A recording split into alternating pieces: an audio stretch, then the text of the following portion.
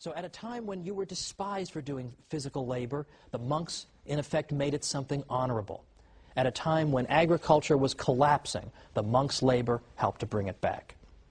The monks were involved in rearing cattle and horses, brewing beer, raising bees and fruit. And all over Europe, they introduced essential aspects of local economies. For example, in Sweden, it was the corn trade that owed its existence to the monks. In Parma, cheese making. In Ireland, salmon fisheries. And in a great many places, the finest vineyards.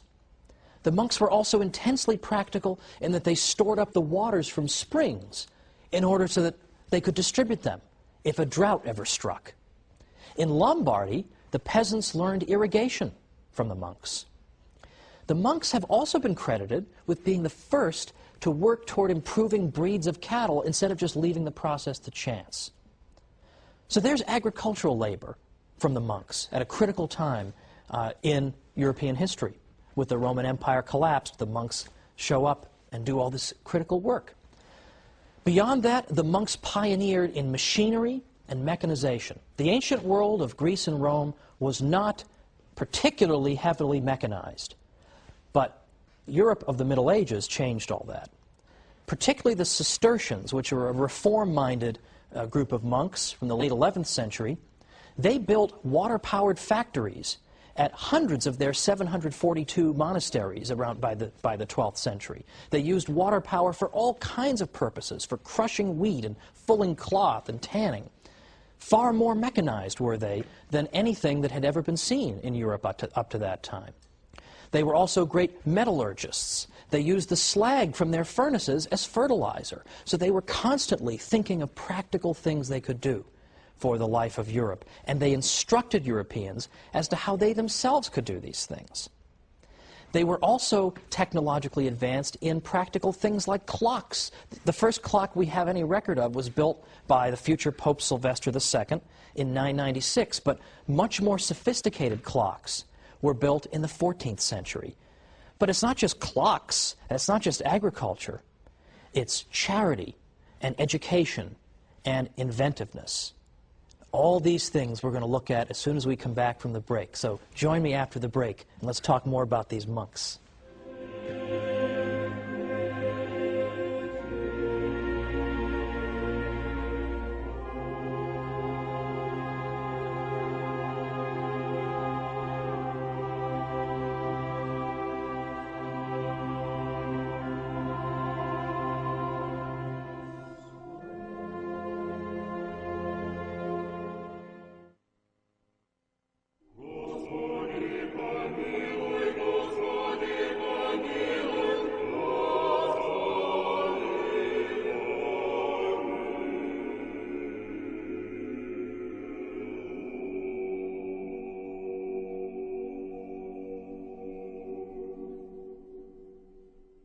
Welcome back to the Catholic Church, builder of civilization.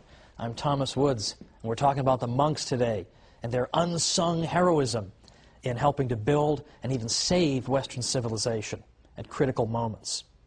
Let me give you a little quotation from a French scholar writing about the achievements of the monks, because this sums it up in terms of their practical contributions. He writes, in effect, whether it be the mining of salt, lead, iron, alum, or gypsum, or metallurgy, or quarrying marble, running cutlers' shops and glassworks, or forging metal plates, also known as firebacks, there was no activity at all in which the monks did not display creativity and a fertile spirit of research. Utilizing their labor force, they instructed it and trained it to perfection. Monastic know-how would spread throughout Europe. In fact, even today, we're still only beginning to appreciate fully the extent of monastic technological cleverness. In the late 1990s, an archaeometallurgist at the University of Bradford named Jerry MacDonald found evidence in North Yorkshire, England, of a degree of technological sophistication that pointed ahead to the great machines of the 18th century Industrial Revolution. He found that the monks had built a furnace to extract iron from ore. Now, in the 16th century, which is when the period that that MacDonald is looking at, 16th century England, the typical one of these furnaces in the 16th century had not advanced very far over its ancient counterpart. It was very inefficient.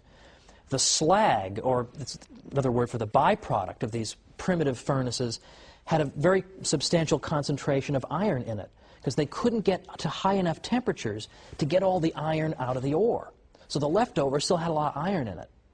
But MacDonald found that when he was investigating, that in fact the monks in England had in fact built a furnace where the slag was low in iron content. They were somehow able to get to high enough temperatures to get more and more of the iron out of it, very similar to a modern blast furnace today. So MacDonald says the monks were on the verge of building dedicated furnaces for the large-scale production of cast iron. This is the key ingredient, perhaps, that ushered in the industrial age. And he says that the furnace that he investigated in England was a prototype of such a furnace. Now, what ended up happening to that? Why didn't they develop all these big furnaces? Why do we just see this one prototype?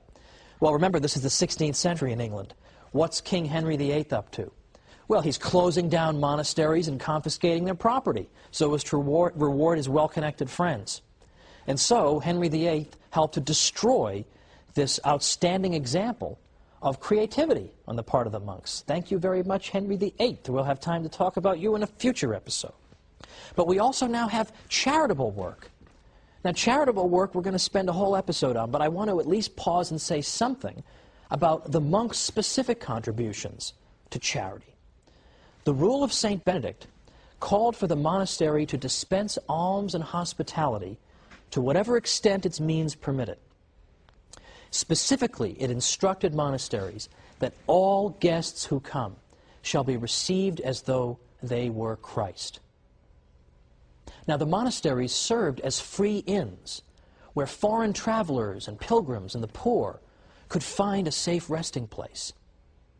I love this quotation from an old historian of the Norman Abbey of Bec. He said, "Let them ask Spaniards or Burgundians or any foreigners whatever how they have been received at Bec. They will answer that the door of the monastery is always open to all and that its bread is free to the whole world." In some cases, the monks were even known to make efforts to track down poor souls who, being lost or alone after dark, found themselves in need of emergency shelter. They established contrivances for warning sailors of perilous obstacles. Or, in fact, nearby monasteries often made provision for shipwrecked men in need of lodging. All these were typical contributions of the monks. They also built up the medieval infrastructure and built and repaired roads and bridges. But as part of their charitable work, they were also great physicians for their day. In fact, it was the church that helped to create the hospital in the first place. But the monks went even further, because there weren't hospitals everywhere. But there were a lot of monasteries. And initially, the monks provided medical care to their fellow monks. But as time went on, they realized that they possessed a critical skill that local townspeople also needed. So oftentimes they would go out into the local towns and seek out sick people who were in need of their medical care. Again, I would say that's a fairly unsung aspect of the monastic contribution. But in addition to being great physicians and agriculturists and inventors, they were also great educators. St. John Chrysostom tells us that it was already in his day, around the 4th century, it was already customary for people in Antioch to send their sons to be educated by the monks. St. Boniface established a school in every monastery he founded in Germany. In England, St. Augustine, and here we're talking not about St. Augustine of Hippo, but St. Augustine of Canterbury, St. Augustine and his monks set up schools wherever they went. St. Patrick is given credit for encouraging Irish scholarship. And of course, the Irish monasteries developed into very important centers of learning, and they dispensed instruction to monks and laymen alike. Now, sometimes it's been said that the monks did engage in some education, but they were really only educating their fellow monks. Well, that's, as we've seen, not entirely true. There are plenty of cases we have on record of the monks